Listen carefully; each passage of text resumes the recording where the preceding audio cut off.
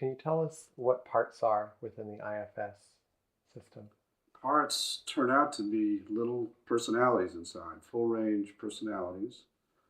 So if, for example, you got angry and I asked you to focus on your anger, and I'd ask you where you find it in your body, around your body, that you could locate, maybe it's in your chest.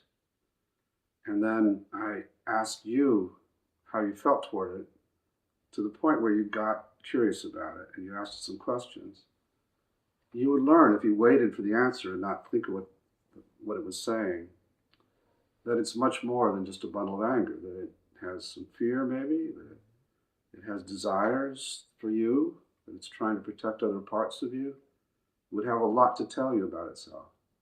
So, and I just stumbled onto that discovery when I was very young, maybe 32, and my clients started talking about these parts.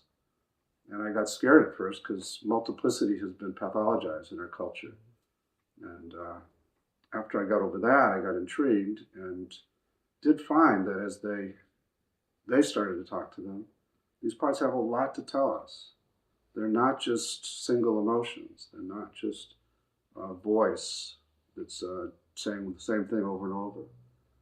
They actually have a strong desire to help us. And there aren't any bad ones, it turns out.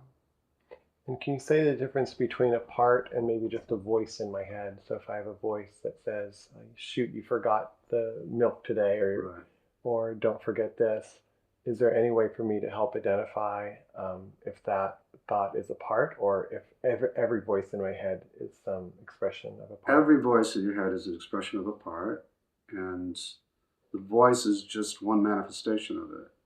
For other people, it might be a thought. Other people, it might be an emotion or a sensation even. But if you start with the voice and you just focus on it and ask it some questions, it'll tell you things you didn't know often. And it'll tell you about itself and why it's in there and how it struggled to try and keep up with all the things you have to remember and how much it's tired, wants to rest. And, I don't expect people to believe this because I'm saying it's true. I wouldn't have believed it if I was watching this video and somebody was talking about it.